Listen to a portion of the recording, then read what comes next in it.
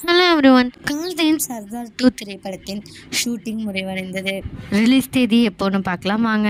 தமிழ் சினிமாவில் முன்னணி நடிகராக வலம் வருபவர் நடிகர் கார்த்தி. கடைசியாக இவர் பிரேம்குமார் இயக்கத்தில் மெய்யழகன் என்ற படத்தில் நடித்து நல்ல ஹிட் கொடுத்தாங்க. PS மித்ரன் இயக்கத்தில் கார்த்தி நடித்து கடந்த 2022ஆம் ஆண்டு வெளிவந்த திரைப்படம் தான் சர்தார். இந்த படம் தண்ணீர் மாஃபியாவை மையப்படுத்தி எடுக்கப்பட்டது. இந்த படத்தில் கார்த்தி இரட்டை வேடத்தில் நடிச்சிருந்தாங்க. பிரின்ஸ் பிக்சர்ஸ் சார்பில் லக்ஷ்மணன் குமார் தயாரிப்பில் உருவான இந்த படத்தில் கார்த்தியுடன் ராஷி கண்ணா, ராஜா விஜயன் நாயகியாக நடிச்சிருந்தாங்க.